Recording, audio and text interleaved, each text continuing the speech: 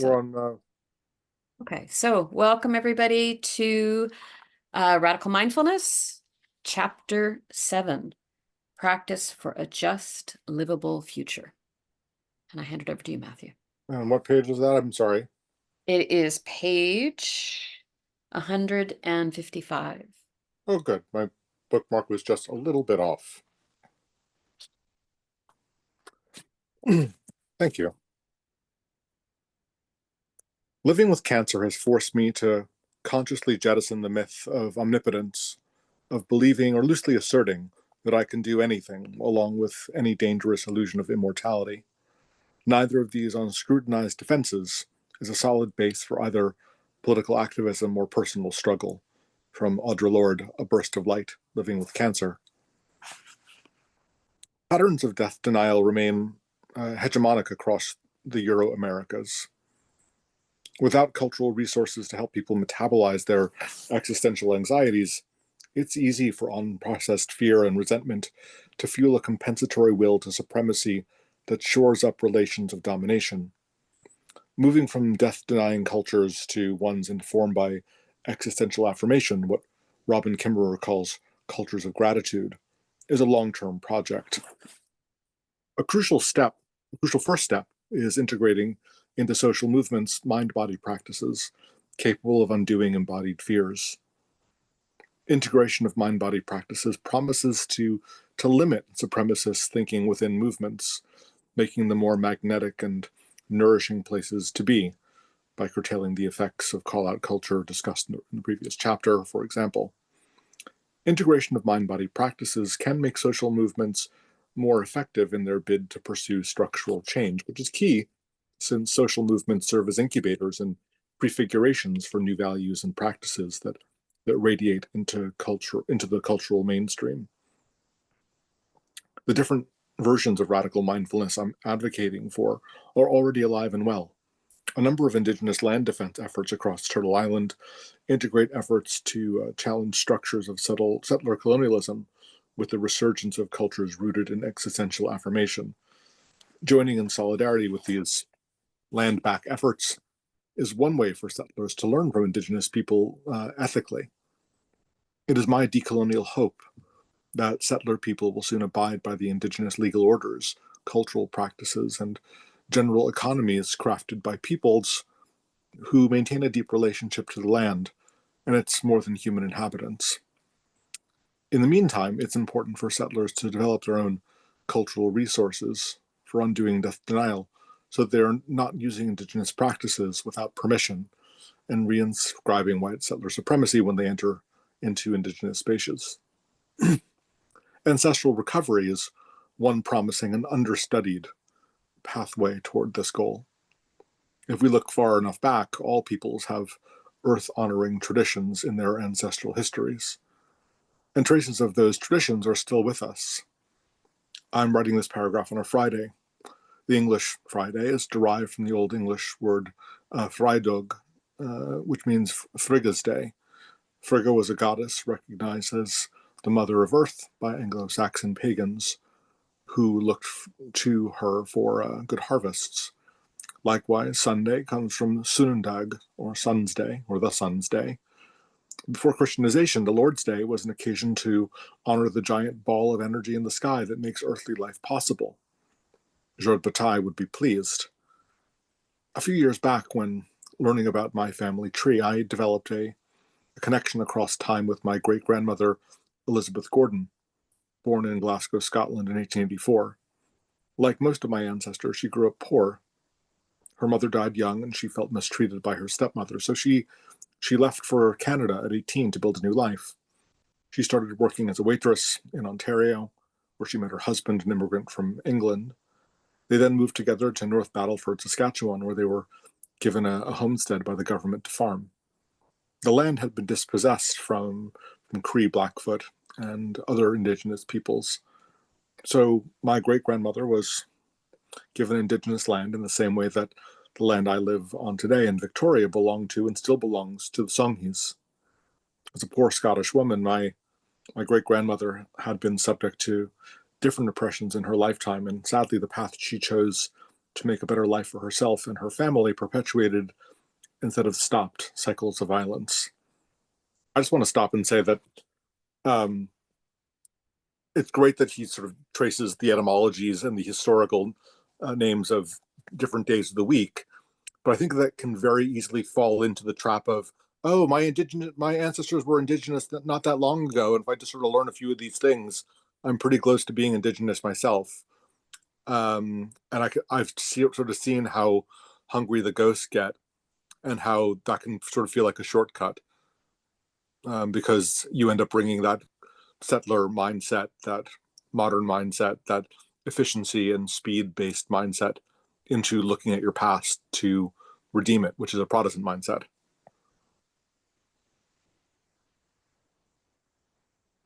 Cal, you're muted. I agree with the caution, but I find this more returning back to us the possibility, that I'm just, for myself, I don't hear in it like, oh, I'm indigenous too, but just that this was a wisdom we shared. Yeah, but when he says that those traditions are still with us, as if anyone who says Friday is even vaguely, invoking Frege. I mean, they just aren't. Yeah, fair.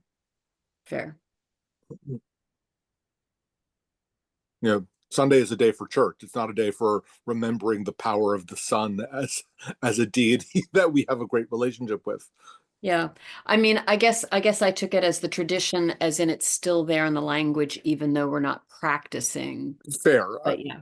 Again, like I don't ascribe any ill will to this, Mhm. but I can see the jump ahead and how it's so easy to, because of that hungriness for belonging to something, and that the thing that I quote unquote belong to is so bereft of purpose, that going back is where the redemption is. Ends up doing the same thing again, or can very easily can. Yeah. And I do, as a sidebar, Love a um, sidebar. I've, being from Canada, being of settler stock, I've had this conversation with people who've asked, like, and when do I get to be indigenous? Like, how long do I have to have a relationship with the land for? And I mention it here because I think it's relevant to a death practice or a grief practice, that what comes up for me is the answer might be never. Yep. That maybe our ancestors, having left what was their ancestral home, perhaps we have, not by our own choice, but perhaps that um, uh, the possibility of calling ourselves indigenous to a place, like maybe we've been orphaned from that. Yeah. And Not a thing to grieve. and that's it. So it's not even out of like a political stance, but like, can we, in being, in making ourselves available to endings, in having an awareness of mortality and death, can we also be open to the fact that that may have, that cup may have passed by, that Yeah. um, we can love a place and we can know a place, and maybe that will never make us indigenous to that place, Yeah. which, moves a little bit away from the focus of this book, but I was wondering, I know this may be a giant can of worms I'm about to open, but and Well, it's my fault, Valerie. So it's well, it's we love about a can of worms. it's about to be. Yeah. So I was wondering if anyone happens to know like the origins and the roots of indigenous, and if that's been talked about already, I apologize, but I mean, the word itself. uh-huh. I mean, I can read you. I'm not at home, so I can't just go get my big blue book. I can read you the actual etymology of the word indigenous, although I kind of know it, but I don't want to miss a thing. Yeah. To quote Aerosmith.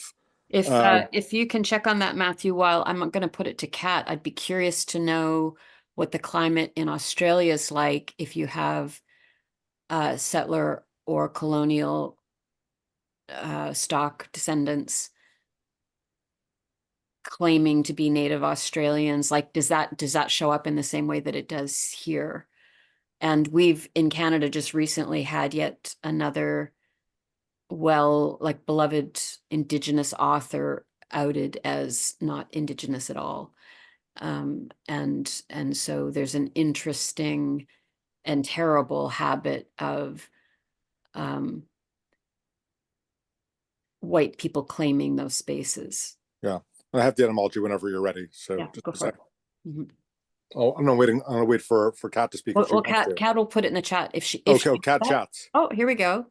On the weekend, a claim that Australia is the most diverse nation. That's a good thing, I guess. Yeah. Yeah. Matthew, go ahead. Sure. So it comes into English in the 1640s. That was the part I didn't remember. Meaning born of or originating in a particular place. It comes from the late Latin, indigenous, born in a country, native, sprung from the land, native as a noun, or native literally inborn. But it comes from the Old Latin in two parts, the indu, meaning within, and generare being to be begotten from, to be produced from. So the genus, is the same thing as genesis and generative and generate. And so the even older the Greek prefix endo is coming from within. So putting it all together, since this is an etymology as opposed to a definition, a slightly poetic rendering of what the etymology is saying is that from within, you are born within the place, is the etymological sense of the word. I want to mention something that's particular about New York, in terms of sort of the concept of modern indigenousness, because there is a very well-guarded title of being a native New Yorker. Yep. Like Matthew is a born and bred native New Yorker. I have lived in New York since I am 18. I cannot claim to be a native New Yorker. You're like, when do you become a New Yorker? A lot of people talk about that. You can call me a New Yorker, but I will never be a native New Yorker. It's like a sign of pride. Yeah, I'm a third generation native New Yorker. And when I talk about this, I say, I know the city of New York. I'm indigenous to the city of New York, not to the place of New York, because I know nothing about the place of New York. I know nothing about the tides. I know nothing beyond, rats and raccoons and pigeons. And I don't know anything about where they go or when or anything with it. You do know something of where they go. Not enough that I could make my way or get my food by it or make shelter by it. I'm completely ignorant to the tides here, all those things. Yeah, I know I've brought in adoption a couple of times because it's a giant big lens that I'm dealing with. But I think about it a lot for this conversation because there is no way for me to unadopt myself. Like, there's no way for me to add anything into my life that makes me unadopted and like have a real family and come directly from someone that I can have a conversation with, at least in my life at this point. There is nobody that has claimed me as like really being from this family. So I have this, like, I think I know who this person is, and I've kind of figured it out through a bunch of sleuthing, but there's no real connection. There's no real conversation. There's no becoming a part of that. And I've just been realizing that and internalizing that to a way where, understanding that there's a grief there that I need to deal with. And sometimes it feels so big and fake, kind of like even though I know what my heritage is, like I feel like because no one from that side has claimed me, I can't claim it. And so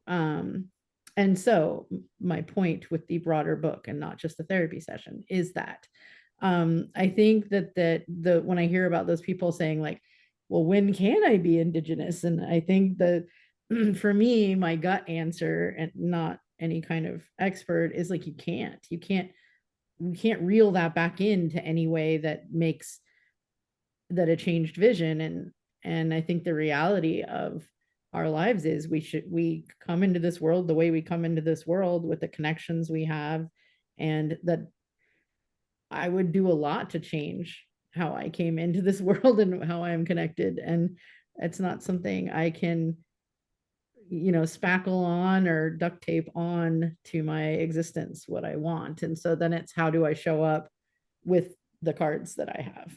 So I've done like 5 metaphors in that one little thing, but there you have it. But it's such a beautiful example, though, Val, of, that, like, why would we banish that longing? And so the grief practice, I think, allows us to be with it. And that is your specific longing and story. And, even somebody that comes, like, you might know your nuclear family, but there are fissures or estrangement. So I think there's always sort of something, as it were, that we're left yearning for. And again, not related to the book, but just in in sort of existential wonderings, I'm like, well, maybe that's a feature and not a flaw of the human experience, to have that desire for something and to be kind of a little heartbroken all the time. And just for future listeners, Kat has, in response to my question, Kat has added to the chat, I heard on the weekend a claim that Australia is the most diverse nation, but that does not mention inclusivity. We have issues. We have issues with Indigenous people not having a voice. Wanting to be Indigenous or Native comes from an inner space of need and want. Presence is what is required. And this releases the need and want. Yeah, like I think a groundedness can, I don't know, it sort of lets us weather those experiences. But I also want to share, I heard the most beautiful story today. A woman who's visiting here from Alberta, and her husband was part of the 60 scoop, which is the thing that happened in Canada. Indigenous children were removed from their homes. So it's understood as kind of a continuation of the residential schooling debacle, that children were taken from their homes, white families adopted them. White families were told like that these children didn't have parents, or that they had been given up, which was very often not true. Anyhow, jump ahead 30 plus years, and a lot of those now adults were wondering about their birth families, where they came from. Oh, the stolen generation from Australia. Thank you, Kat. Anyhow, this woman is married to a Blackfoot man who was a 60 scoop kid, didn't know his family at all, wanted to know them. But they were, I guess, some years ago watching a documentary together, and it was about the Blackfoot people. But a man who was showing something on screen, and then he turned his hands over. And when he did that, she was like, that man you are related because you have the same palms. And her husband, she said, has deeply lined palms like she's never seen on anyone else before, until this man turned his hands over. And sure enough, it turned out that this guy was her husband's uncle. So he has been reconnected. But I love that, the way the physical way that we show up as belonging to each other, and her own, keen attention. Yeah. May any of those children, the stolen children, the 60 scoop survivors, that they would find who their hands reaching out. Yeah, exactly. So a little sidebar.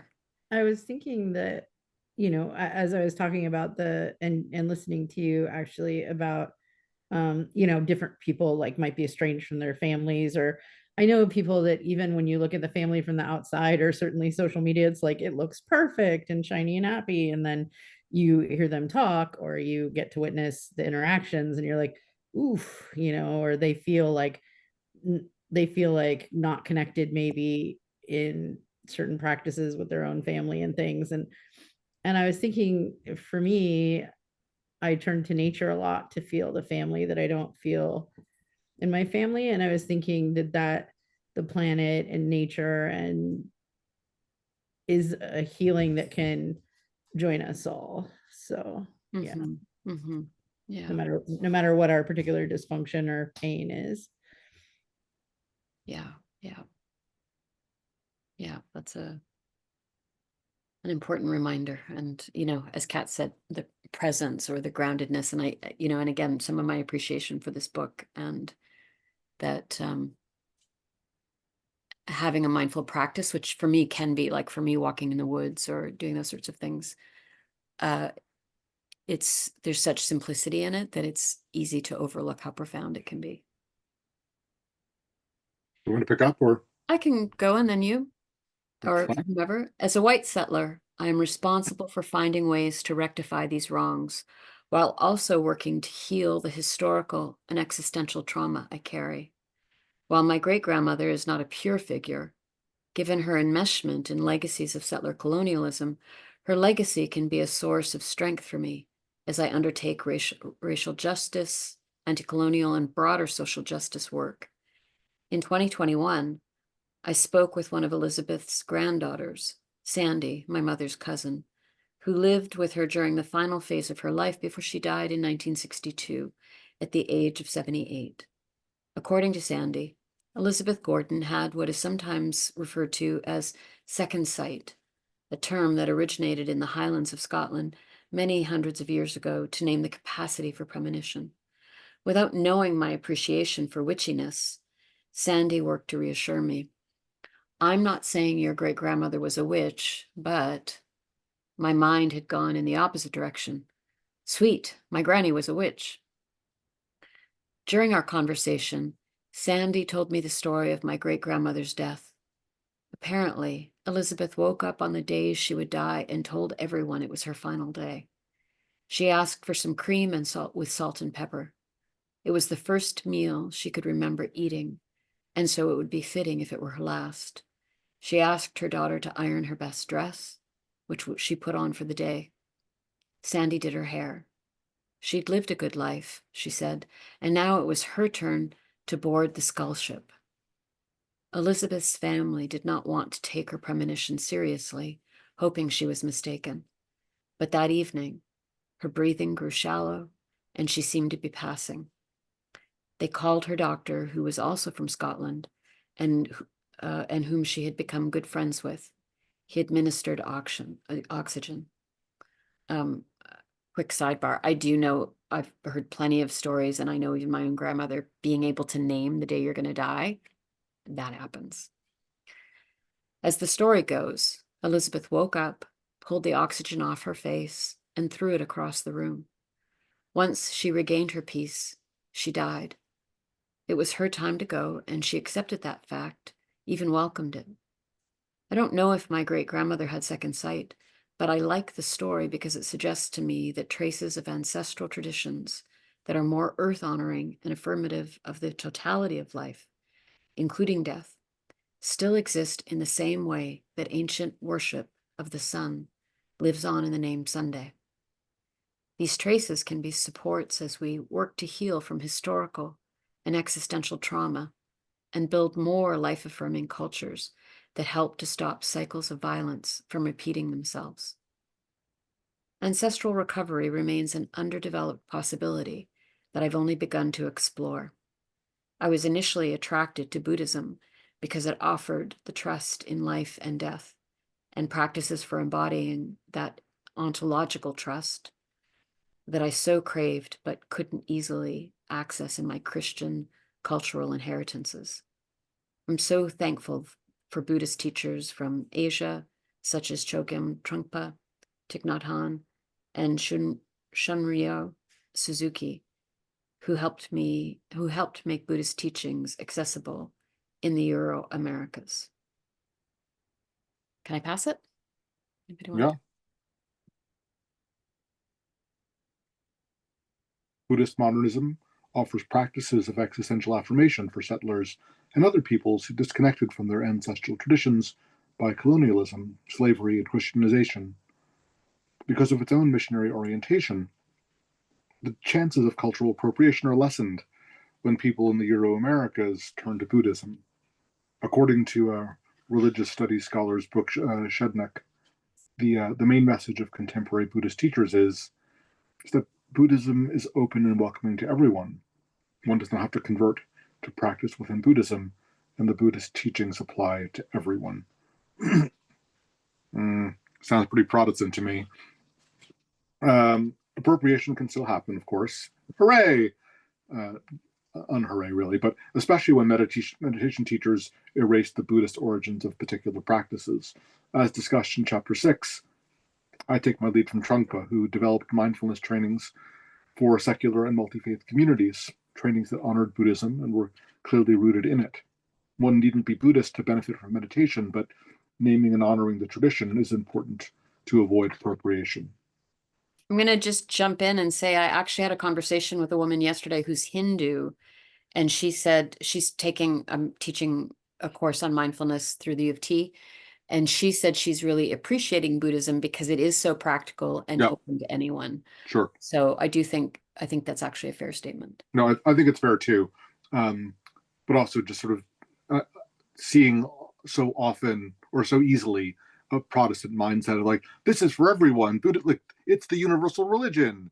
And then it becomes its own redemptive thing. Like if you just become Buddhist, and I've seen the same fervency, the same evangelical quality come in circles.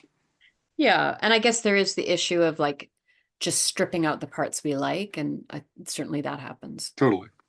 Yeah, that's an area that is really sticky for me. Also, I just think like there's kind of like the McMindfulness and like meditation and just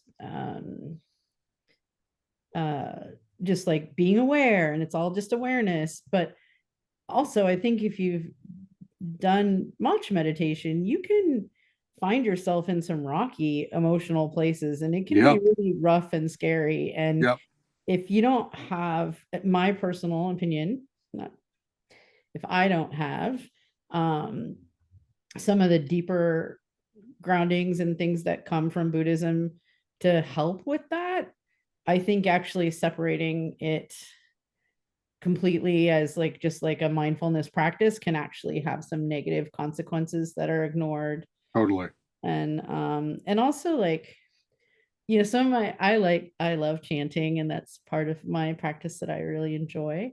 And like some of the chants are about like devas and other mystical beings, and like that just gets like, from a lot of traditions, that just doesn't show up, because we don't want to talk about like mystical beings that aren't, you know, and I think it can kind of make the Buddha kind of a God Jesus-y sort of thing if you don't keep reminding people that, like, you know, he was just a guy and he figured this out. And yeah, and I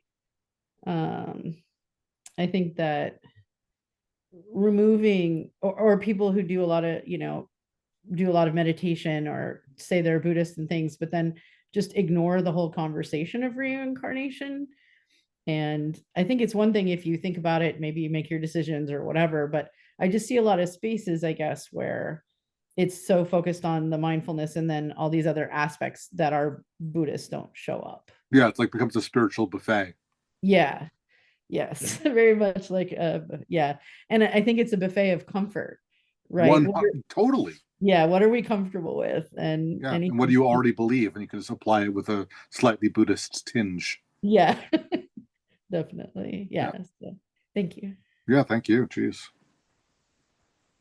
Well, social justice oriented Buddhist organizations such as the Buddhist Peace Fellowship, Bhumi Sparsha, and the East Bay Meditation Center are emergent sites in the Euro Americas for radical mindfulness. In each of these organizations, practitioners work to link collective action targeting structural injustice with Buddhist teachings that emphasize our Buddha nature, or basic goodness, as antidotes to existential fear and the compensatory will to supremacy. As I discuss in Chapter 6, collective action targeting structural injustice is uncommon in Buddhist history, while still being internal to it, and thus consistent with its liberation goals. Practitioners in other North American Buddhist communities, such as Shambhala, can learn how to make their Buddhisms more intersectional and justice-oriented from these organizational leaders. Working in the other direction, integrating mind-body practices into multi-faith and secular social movements is a particularly promising avenue for a radical mindfulness because of the larger numbers of people involved. Social and environmental justice organizations such as Stand.Earth, the Movement Strategy Center, and Generative Somatics are already doing vital work bringing contemplative practices into social movement work. When I interviewed activists at the leading edge of this integration, I learned that the primary rationale for deploying mind-body practices is to address the effects of dominative systems, particularly trauma and burnout. See the appendix for more on this. I hope this book, which draws from multiple philosophical traditions to show the force of existential fear in the causes of domination, fortifies the case for integrating embodiment practices into social movements, particularly those practices best suited to metabolize existential fear. Because I'm neither a ritualist nor a full-time meditation teacher, others are better positioned to posit which practices are best deployed and in what context. A book or resource that catalogs such practices would be an incredibly valuable next step. In my experience, pathways we'd like to see pursued are typically already being trodden, even if out of sight. And so a crucial first step in producing such a resource would be doing another scan to see what is already being done in this regard, so that existing work can be honored and honed. One site is the hospice and broader death positivity movement, which includes death doulas who help people prepare when they are near the end of life. Within palliative care, there are ongoing experiments with psychedelics to help people metabolize their death fears, which may have implications for younger people who still have many years to live, but want to live with less fear and the compensatory attachments it can bring. While I'm not familiar with them, I am sure there are efforts within the death positivity movement to link cultural bids for existential affirmation with collective bids for justice. Finding these points of overlap will be crucial to fostering radical mindfulness in the Euro-Americas, where it's so sorely needed.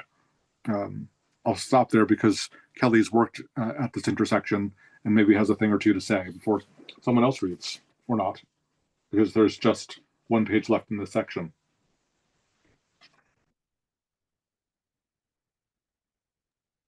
Cal? Well, I don't love the term death positive, but that I'm not going to unpack that right now. But I do think in general, I mean, it's a conversation. I think I've probably mentioned it even during this book club. But people often don't realize that there's sort of this paradox of we want to avoid the topic of death, contemplating our mortality, but in fact, it's very beneficial to us. Like it feels like something to turn away from, but embracing it can be, will benefit personally, and all the research shows that the many of the measures we use around are you having a good life improve by contemplating death. And then it's what I appreciate overall about this book, that to realize that, oh man, we could actually be undoing systems of oppression by doing this work. And I mean, I teach a death doula program, and that's a big part of it, is that you don't have to be a death doula. Like, this can just be for your benefit, because you are a human being who will die someday. Yeah, that's all I'll say about that.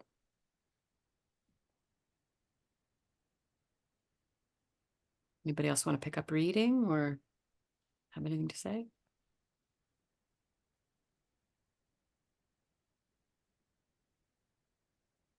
I want to end this book about accepting endings with a dream I had in the summer of 2018, when rampant wildfires darkened the skies where I live.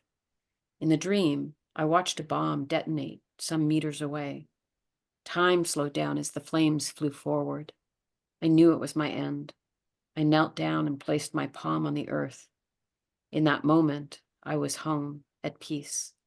The flames consumed me. It is notoriously hard to die in a dream. This was no exception. There was a scene change, and I was suddenly elsewhere, both relieved that the threat had passed and disappointed that my union with primordial energy had ended. Even endings end. Energy transforms, and this too shall pass. Why did this dream comfort me and still bring me succor to this day? Because death will come, hopefully a long time from now, but it is a part of my life. Acknowledging the reality of death means accepting myself and this earth from which I come. This acknowledgement is not morbid. On the contrary, it can only promote more life. Denying the reality of death, on the other hand, only brings forth more death. Death that is unevenly distributed across axes of power, such as race, class, gender, and species. This reality is crystallized by the climate crisis, its unevenly distributed impacts, and the political and existential denials that block needed action. My sincere hope is that burgeoning experiments in radical mindfulness can chip away at the structural and existential drivers of inaction, making room for a collective honoring of this earth, which we all emerged from and will one day nourish in decomposition, making way for more life. Climate change will make human life massively more difficult. With the relative hospitality of the Holocene under threat, it will arguably become harder to cultivate existential affirmation. Higher levels of existential fear and resentment will increase the fuel load for supremacist social relations, making a bad situation worse. There is still time to avoid that outcome. The wager made in this book is that facing our finitude is a necessary pathway toward reversing the destruction unleashed by denial.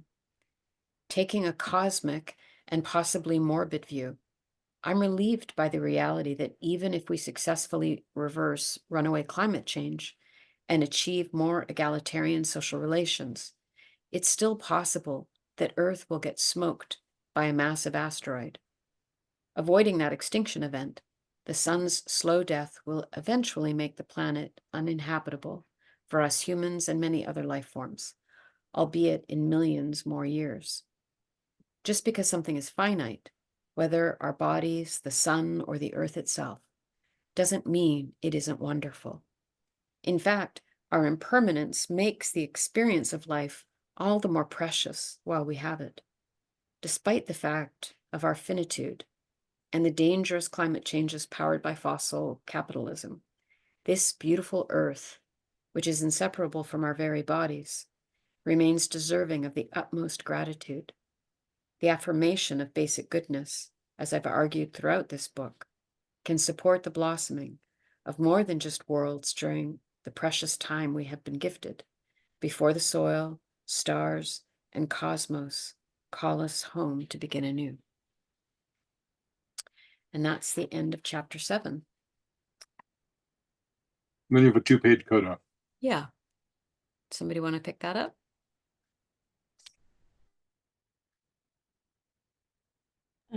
I can. I just need to get my screen adjusted here. I'm on my work laptop. My apologies. Okay.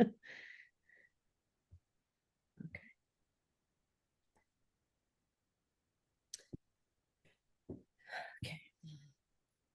Is our existence basically good? Drawing from his Buddhist training, Chogyam Trungpa argued that it is. If we didn't have sunlight, we wouldn't have vegetation, we wouldn't have any crops, and we wouldn't cook a meal. So basic goodness is good because it is so basic, so fundamental. Sorry, end quote. Fundamentally, we have all we need to make good human lives on this planet, e.g. light, warmth, food, resources, multi-species companionship. Indeed, George Batil argues that we have more than we need. Bataille's materialist analysis of solar lavishness helpfully concretizes Trungpa's account of basic goodness, what he also referred to as basic richness. All life on Earth is powered by superabundance of solar energy bestowed on us by the giant ball of energy governing our solar system. At a basic biological level, the sun's exuberance means for Bataille that we receive more energy than we can use, end quote. The essential meaning of Bataille's claim that luxury, not necessity, organizes life on Earth is that all organisms have access to more energy than required for subsistence, thanks to the sun's generosity. Subsistence, thanks to the sun's generosity. Evidence of earthly richness includes the ornate colors and plumage of the animal kingdom that seemingly exceed evolutionary use to value. Similarly, consider the capacity for pleasure suffusing animal life, especially all of the sexualized pleasures apparently unrelated to procreation. Even when a sensory pleasure is associated with basic functioning, like a good sneeze, excretion, or stretch, there can still be a sumptuousness to the sensation. Need it feel so good? A sneeze is arguably the basic goodness at work, a flash of solar exuberance amidst our everyday lives. Our porous, where did I? Sorry, when I scrolled, everything jumped.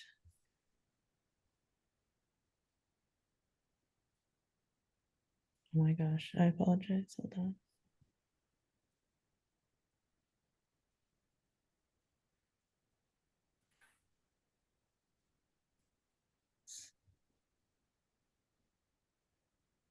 I'll pick it up so you can pick it up again. Thank you. Our porous beings have tremendous capacity for feeling. Our vulnerability and accompanying sensitivity are how we connect with others. Trungpa refers to our sensitivity as the genuine heart of sadness.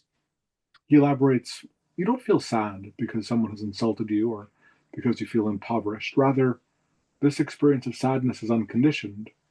It occurs because your heart is completely exposed. This tenderness can be a source of anxiety and resentment since it seems to spell our softness or our weakness. For Trungpa, this basic sensitivity is the fuel for love, compassion, and generosity. It is a key expression of basic goodness. What does it feel like when a surge of care arises in your organism? For Bataille, our primordial condition is marked by richness, thanks to the lavishness of the sun. And then, of course, we die. Isn't death proof of our ultimate poverty? It seemingly mocks attempts to assert the basic richness or goodness of life. Did you catch up, Valerie? No, go ahead. Okay. Thank you. Of course. But Bataille reads mortality as another marker of life's luxuriousness. Large mammals like us are impressive condensations of energy. We ourselves are only possible given energetic wealth. This energy is then extravagantly squandered upon our necessary deaths. When we curse death, argues Bataille, we only fear ourselves. We lie to ourselves when we dream of escaping the movement of luxurious exuberance of which we are only the most intense form. Death's energetic squandering is also an ecological gift for the new life arising from decay. Bataille's reading of death as exemplary of basic richness supports Trungpa's encouragement to make friends with our death and to not resentfully cast it as a defeat and as an insult. I've personally found Bataille's work helpful for making sense of my meditation practice, the primary technique taught by Trungpa for experiencing our basic goodness. When people sit, let go of conceptual thought, and connect to the ephemeral present, feelings of raw intensity can arise. For me, the intensity of these feelings compels countless efforts to escape, and I regularly reach for the protection of conceptual and egoic thought. But understanding these feelings as emblematic of the fundamental exuberance of earthly life has helped me gradually befriend them. I've come to see meditation as a form of intensity training. I'm slowly learning to be with the exuberance of the world. The rawness I experience during meditation, while still intense, is less overwhelming than it used to be. It has come to feel good, an opportunity to ride life's effusion, life's goodness. The technique that Trungpa taught to new students is similar to instructions you'd find from most meditation instructors, whether Buddhist or secular. You begin by getting comfortable and settling in. These instructions are for people seated in chairs. Your feet are planted on the ground about hip length apart. You can raise your hands up over your spot and let them drop onto your thighs. They'll generally land in a good spot. Next, you want to check your posture. The instruction is not too hard, not too soft. You want to maintain dignified posture, manifesting your fundamental worthiness, but you don't want to strain. Next, you'll gently tuck your chin toward your chest. Again, there's no strain, but your head is meant to be slightly lowered to enable a downward gaze. Your tongue is likely already resting against the backs of your top teeth. It's a good place for it.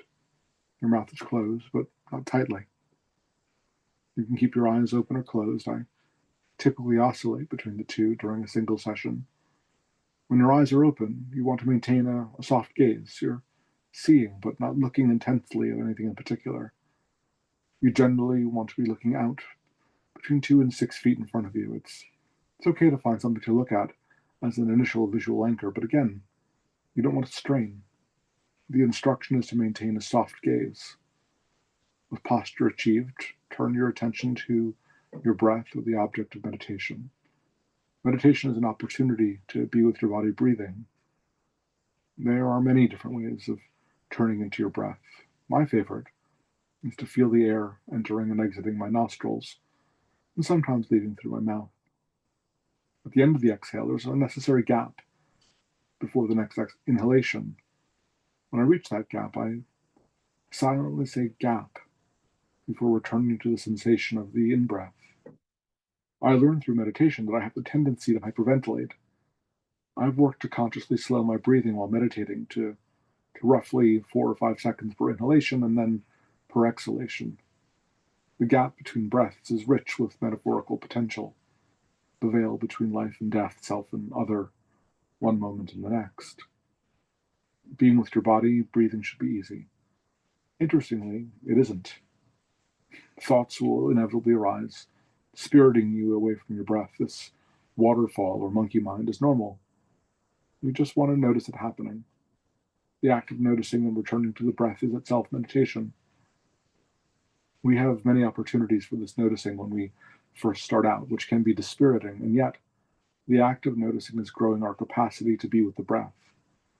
With practice, it becomes easier to stay with your breath for prolonged periods of time.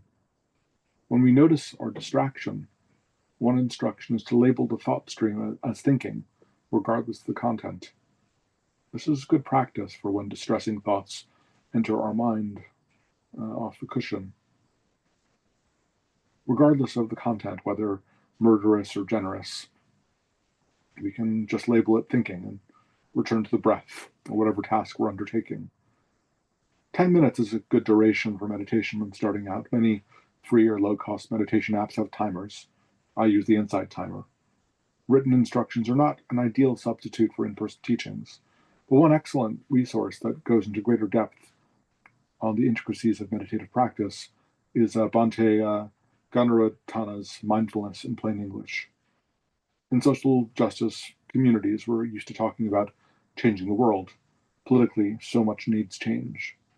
Existentially, however, the world that we want is already right here. We can touch into this basic goodness in a moment's notice, and working from this place of affirmation can improve our efforts to align social worlds with the fundamental richness and generosity of earthly life. And then there's just the appendix. Mm-hmm.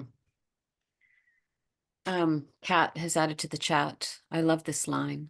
Our vulnerability and accompanying sensitivity are how we connect with others. And Kat then says, I wish it was more widely understood and appreciated. I agree. And I think, this idea that addressing our existential fear of death is a way of reckoning with systems of oppression, I think is very true. And I think there is another teaching or learning from being present to death that's related to what Kat just quoted, you know, the sense that vulnerability and is part of how we connect to others. But especially, you know, when we're in that moment of crisis or facing death, and we have to rely on each other, which we've been conditioned to avoid, you know, the myth of separation or hyper-individualism. In those moments, I think we discover that that vulnerability and that need for connection is actually a gift. And you know, the idea that burden each other, it's actually to our great benefit, if we were to burden each other, as opposed to wanting to make sure that nobody ever has to do anything for us. So yeah, I agree. I think that's a great line and a good practice. Vulnerability is a sharing of the self, the real self, as says Kat. Yeah.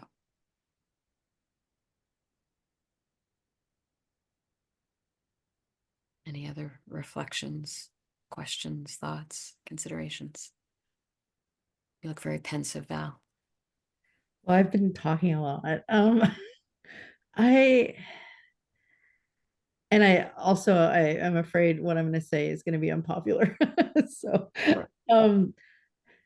I feel like this book is, I don't know anything about writing books, but I imagine there's like a proposal you put together when you're going to write a book and you say, this is the book I want to write. I feel like this is that. I feel like it touches on all these things and it starts all these conversations, and it says this person says this and this person says that and this person says the other thing, and I just wish there was more depth to it all. And I feel like it feels almost like a proposal to me more than the actual book. Like I know this and I know this and this guy says this and I want to weave them all together, and I feel like it's like overhearing a conversation at a restaurant. Like I feel like I want to hear more than what I'm getting. Yeah, the appendix does say how some people are using this, but I understand your uh, this. I wouldn't say it's quite a gripe, but I think that's a fair rhetorical analysis. I mean, I don't think you're leaning too heavily on it that the book isn't without merit, but it does. Right. It is a lot. It has elements of that for sure. It's not embodied, says Kat. Yeah, I feel like there are a lot of big ideas in it, and the how, you know, the putting it into practice. And I look forward to reading the last bit, how activists are using mind body practices. But yeah, that statement, like it's not embodied, I think that's quite fair. That it's a lot of the thinking about the thing and maybe not the thing. Yeah, and I'll be honest, like I have not read all of the citations and all the things he points at, and I think sometimes like it's so heavy on that. It's like this person says this, you can go read that, and this person says this and you can go read that, and yeah, it's like a table of contents to all the things I could possibly read to build this for myself. And I think I wish there was a little more. And I think he has some interesting things to say, and I feel like I'd also like to hear more about what he has to say, which I felt like we got in the meditation, which I really enjoyed, and I'm very happy to hear that there would be another one. So thank you. Yeah, I think James Rowe himself is definitely a skillful practitioner of all this, and I also look forward to a second, you know, gathering meditation with him. And it as we were in the coda and realizing, oh, it's really coming to a close, I'll offer my gratitude to the Rowe Center for hosting this. And I had the thought that like, oh, maybe we could do something in the winter that's more practice focused. And so I might put it to them that, you know, a Saturday afternoon or something, but I have no sense of the shape of it other than, oh, can we ourselves put it into practice a little bit?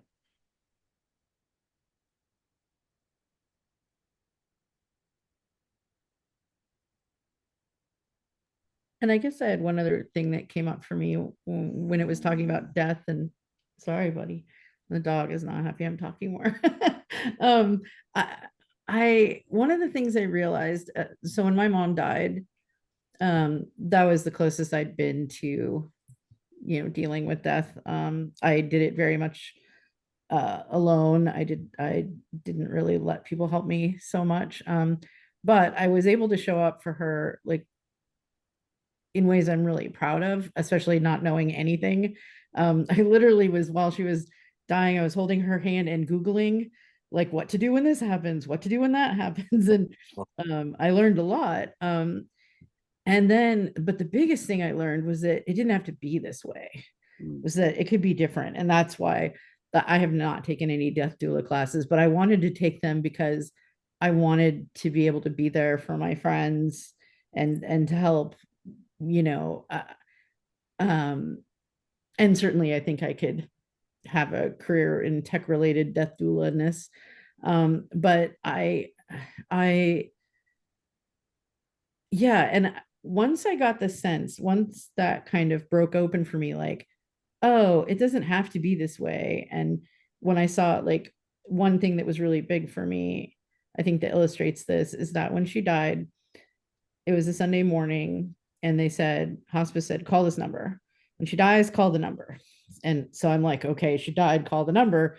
And she was gone in 15 minutes. Like, she was just gone. Wow. And they covered her up with this very beautiful brocade kind of woven thing that I think she would have loved. It felt very religious. And then they wheeled her out the back. They did everything but go, look that way, to people, and like wheeled her out the back. And I was literally hiding behind a pillar because I didn't even feel like it was okay for me to watch, like, for some reason. I felt like a little kid, and I'm like hiding kind of behind this pillar, watching them take her because I felt like I didn't have any right to be with her. And that's when I learned later, like in my grief counseling, that no, like, I could ask to spend time with her, I could be with her body, I could do things. And I'm embarrassed to say this as a almost 60-year-old woman, that I just assumed a lot of the things I'd been told were true.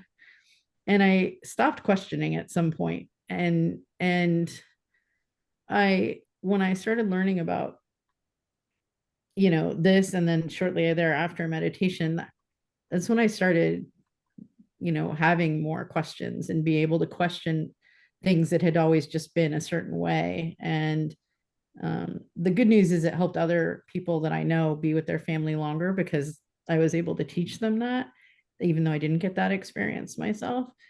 But yeah, I think it was, the death denial and everything, even as my mom was really good about talking about her preparations and what she wanted, but sort of the denial of the actual moment and what happens, and the medicalness or the not medicalness of it all. Yeah, that is where I started to see, like, oh, this cracked open and everything could be different than what I thought. And I think that's where this book, like, um, yeah, I mean, I think it's such a good starting point, is what I feel like. It's a good, kind of like my mom's death, like a good conversation starter. And then what we decide to do with it is going to be what we can do with it. But yeah, I think having that moment, or lack of moments, lack of hours with my mom was really, yeah, an opening. So thanks. Thanks for that, Valerie. Yeah. That's really Tender. beautiful reminder. And I feel like, it could be different is a good note to end the recording on. So, future listeners, we have one more week ahead, and an evening of meditation. So, hopefully we'll see you in the next couple of weeks.